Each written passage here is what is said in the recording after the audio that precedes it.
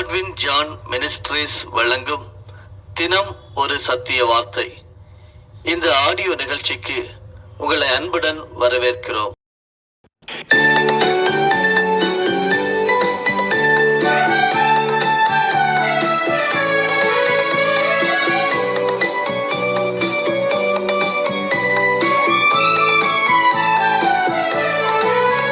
மகிழ்வோம் மகிழ்வோம் தினமாக மகிழ்வோம், இயேசுராஜன் நம் சொந்தமாயினார்.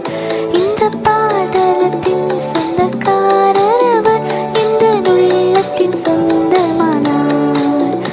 ஆனந்தமே பரமானந்தமே, இது மாபெரும் பாக்கியமே. இந்த பாடலத்தின் சொந்தக்காரர் அவர், இந்த உள்ளத்தின் சொந்தமானார்.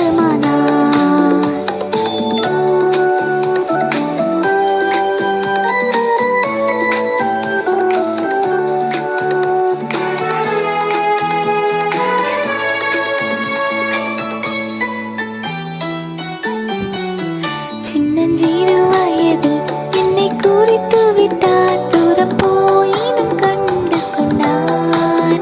தமது ஜீவனை எனக்கும் அளித்து ஜீவன் பெற்றுக்கொள் என்று உரைத்தார். ஆனந்தமே பரமானந்தமே, இது மாபெரும் பாக்கியமே. இந்த பாடலத்தின் சொந்தக்காரர் அவர், இந்த உள்ளத்தின் சொந்தமானார். பிரியமானவர்களே, இயேசு கிறிஸ்துவின் திருப்பெயராலே வாழ்த்துக்கள். தினம் ஒரு சத்திய வார்த்தை. இன்றைய தலைப்பு, நாம் தான் காரணம். வேதாகமத்தின் ஆதார வார்த்தை 1 யோவான் 3:21-22. பிரியமானவர்களே, நம்முடைய இருதயம் நம்மை குற்றவாளிகள் என்று தீர்க்காதிருந்தால் நாம் தேவனிடத்தில் தைரியம் கொண்டிருந்து அவருடைய கற்பனைகளை நாம் கைக்கொண்டு அவருக்கு முன்பாக பிரியமானவர்களை செய்கிறபடியினால் நாம் வேண்டிக் கொள்கிறது எதுவோ அதை அவராலே பெற்றுக்கொள்கிறோம். தியான பகுதியாக 1 யோவான் 3ஆம் அதிகாரம் வசனங்கள் 18 முதல் 24 வரையிலும் படிப்போம். என் பிள்ளைகளே, வசனத்தினாலும் நாவினாலும் அல்ல, கிரியையினாலும் உண்மையினாலும் அன்பு கூற கடவோம். இதனாலே நாம் நம்மை சத்தியத்திற்குரியவர்கள் என்று அறிந்து நம்முடைய இருதயத்தை அவருக்கு முன்பாக நிச்சயப்படுத்திக் கொள்ளலாம்.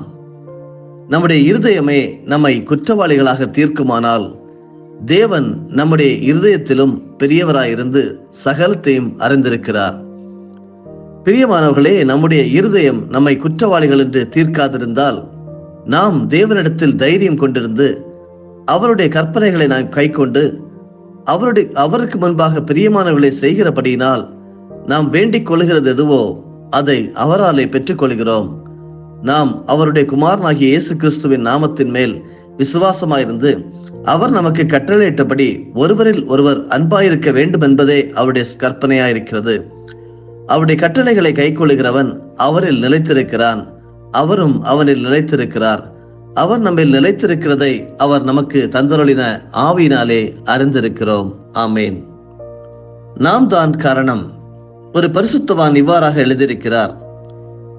நான் சிறுவனாக இருந்தபோது ஒரு முறை எங்கள் பக்கத்து வீட்டு பாட்டி என்னிடம் மளிகை கடையில் சில பொருட்களை வாங்கி வர சொல்லி காசு கொடுத்தார்கள். நான் ஜாமான்களை குறைத்து வாங்கிவிட்டு கொஞ்சம் காசுகளை எடுத்துக்கொண்டேன். பொருட்களை பாட்டியிடம் கொடுத்துவிட்டு நான் சற்று தூரமான ஒரு இடத்தில் விளையாடிக் கொண்டிருந்தேன். கொஞ்ச நேரத்தில் அந்த பாட்டி என்னை தேடி வருவதை கண்டேன். நான் பொருட்கள் காசு கமிஷன் அடித்ததை பாட்டி கண்டுபிடித்து விட்டார்கள் எண்ணி அங்கிருந்து நைஸாக நழுவி விட்டேன். அன்று முழுவதும் அந்த பாட்டியை காணும் போதெல்லாம் அப்படியே விலகி போய் கொண்டிருந்தேன். ஆனால் சாயங்காலம் தான் விஷயம் தெரிந்தது. பாட்டி நான் கமிஷன் அடித்ததை கண்டுபிடித்து வரவில்லை, நான் பொருட்கள் வாங்கி கொடுத்ததற்காக அவர்கள் எனக்கு கொஞ்சம் பலகாரம் தருவதற்காக தான் என்னை தேடி இருக்கிறார்கள். ஆனால் என் குற்ற மனசாட்சி நாள் முழுவதும் என்னை விலகி விலகி ஓட வைத்தது. அருமையானவர்களே, சில வேளைகளில் நம்முடைய சில செயல்கள் தேவனுக்கு பிரியமில்லாதவை என்பது நமக்கு தெரியும்.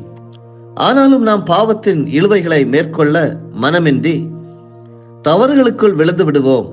உடனேயே தேவன் நமக்கு நன்மை செய்வதையும் ஆசீர்வதிக்க விரும்புவதையும் நிறுத்திவிட முடிவு செய்வதில்லை.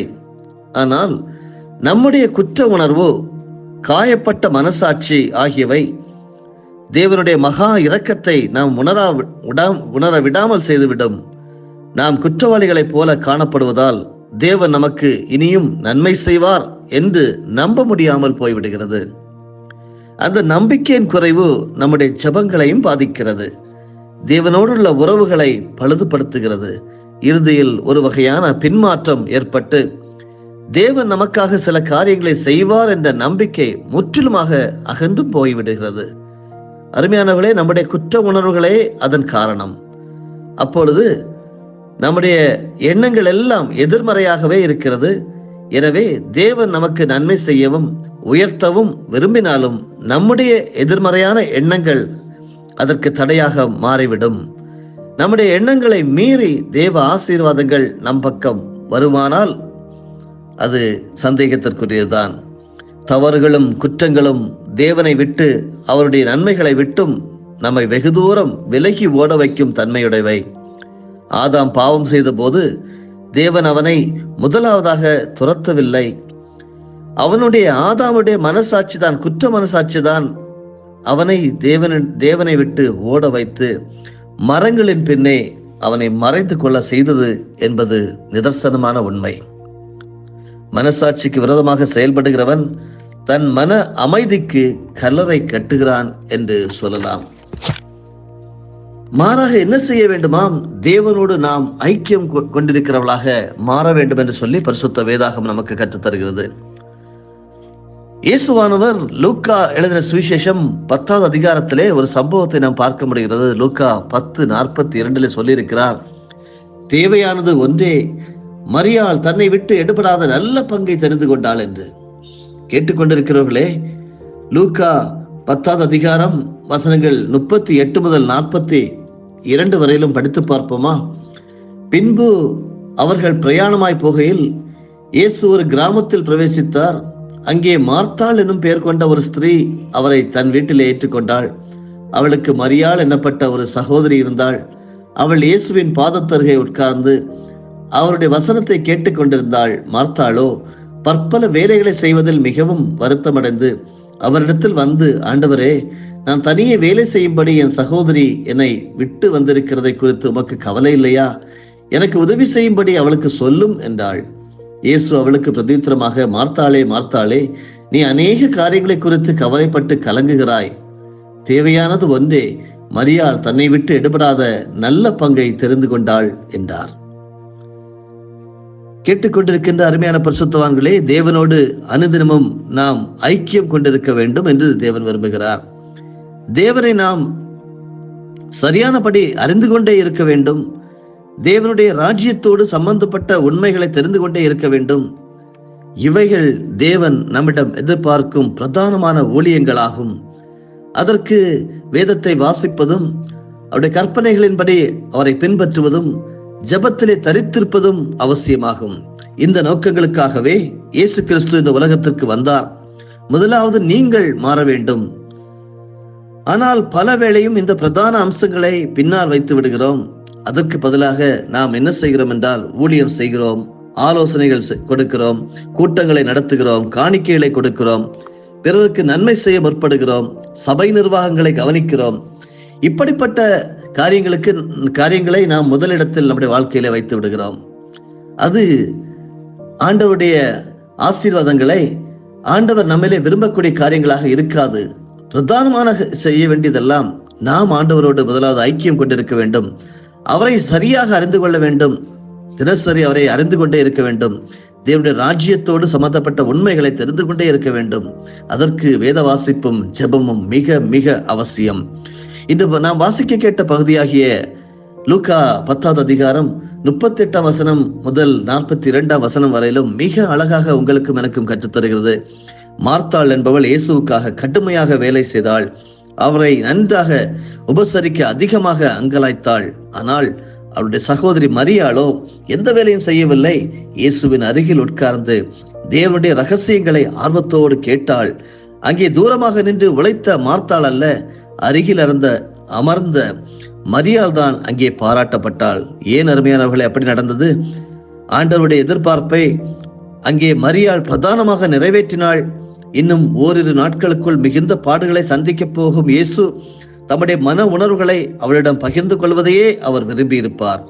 அநேகர் காலப்போக்கிலே ஆண்டவருடைய ஐக்கியத்தை விட கர்த்தருக்காக பல பணிகளை செய்வதற்கு அதிக நேரங்களையும் முக்கியத்துவத்தையும் கொடுத்து விடுவதால் தனிப்பட்ட வாழ்க்கையிலே தேவனுடைய அன்பை, தேவனுடைய உறவை, தேவனுடைய பிரசன்னத்தை உணரும் அனுபவங்கள் குன்றி போய் விடுகின்றன. அதன் விளைவாக பரிசுத்த வாழ்க்கையிலும் ஆவிக்குரிய உற்சாக நிலைகளிலும் அனல் குறைந்து போய்விடுகிறது. எனவே பின்னர் அவர்கள் கடுமையாக பணியாற்றுகின்றவர்களாக இருப்பார்களே அன்றி கர்த்தருக்கேற்ற குணநிலையாளர்களாகவோ சாட்சி ஜீவியம் உடையவர்களாகவோ இருப்பதில்லை. ஆண்டவர் பிரதானமாக நம்முடைய ஐக்கியத்தையே எதிர்பார்க்கின்றார். நம்மோடு அவர் தம்முடைய பாரங்களை பகிர்ந்து கொள்ள விரும்புகின்றார். நம்மோடு அநேகம் காரியங்களை ஆண்டவர் பேச விரும்புகின்றார். அதனை உணர்ந்து செயல்படுவதே முக்கிய தேவை. மார்த்தாளை போல இயேசுவுக்காக கடுமையாக உழைப்பது அவசியம். ஆனால் மரியாளை போல கிறிஸ்துவின் ஐக்கியத்தை தினமும் அனுபவிப்பதும் தேவனுடைய காரியங்களை தாகத்தோடு அறிய வேண்டுவதும் மிக மிக அவசியம். முதலில் நீங்களும் நானும் மரியாளை போல இயேசுவின் பாதத்தில் அமர்வோம். இரண்டாவதாக மார்த்தாளை போல தீவிரமாக இயேசுவுக்காக உழைப்போம். நிச்சயமாகவே தேவன் நம்மோடு பேசுகின்ற வார்த்தைகளாக அந்த வார்த்தைகள் இருக்கிறது. தேவனோடு நாம் இயேசுவுக்காக எவ்வளவு செய்கிறோம் என்பதல்ல, இயேசுவை போல எந்த அளவு மாறுகிறோம் என்பதே முக்கியம். சமர்ப்பித்து ஜெயமெடுப்போமா? அன்பு நல்ல ஆண்டவரே, 2 பகுதிகள் மூலமாக எங்களுக்கு இன்று உம்முடைய காரியங்களை எங்களுக்கு விளக்கி தந்தை ஸ்தோத்திரம். என்னுடைய மனசாட்சி அநேக காரியங்களுக்கு, ஆசீர்வாதங்களுக்கு குற்ற உணர்வுகள் ஆண்டவரே தடையாக இருக்கிறது. அதை இப்பொழுது அர்ப்பணிக்கிறோம். நீர் அதை சரி செய்து தருகிறபடியால் நமக்கு நன்றி செலுத்துகிறோம். நாங்கள் உம்மோடு ஐக்கியம் கொண்டுள்ளவர்களாக ஆண்டவரே, உம்மை அறிந்து கொண்டே இருக்கிறவர்களாக, உம்முடைய ராஜ்யத்தை சம்பந்தப்பட்ட உண்மைகளை தெரிந்து கொண்டே இருக்கிறவர்களாக கர்த்தாவை நீர்களை மாற்றுகிறபடியால் நன்றி. இதுதான் நீங்கள் எதிர்பார்க்கும் பிரதானமான ஊழியங்களாக நீர் கற்றுத்தந்தை ஸ்தோத்திரம். அப்படிப்பட்ட ஆசீர்வாதத்தின் வாழ்க்கையை தொடர்ந்து அனுபவித்து வாழ, வெற்றியின் வாழ்க்கையாக வாழ கர்த்தர் உதவி செய்கிறாக. இயேசுவின் மூலமே ஜெபிக்கிறோம் நல்ல தந்தையே, ஆமென். என் ஆத்துமாவே கர்த்தரை ஸ்தோத்தரி, என் முழு உள்ளமே அவருடைய பரிசுத்த நாமத்தை ஸ்தோத்தரி. என் ஆத்துமாவே கர்த்தரை ஸ்தோத்தரி, கர்த்தர் செய்த சகல உபகாரங்களையும் மறவாதே. ஆமென்.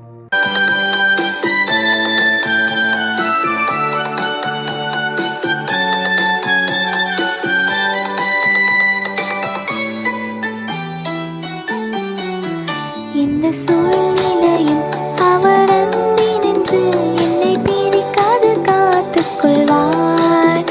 என்னை நம்பி அவர் தந்த பொறுப்பதனை அவர் வரும் வரை காத்துக் கொள்வேன். ஆனந்தமே பரமானந்தமே, இது மாபெரும் பாக்கியமே. இந்த பாதலத்தின் சொந்தக்காரர் அவர், இந்த உள்ளத்தின் சொந்த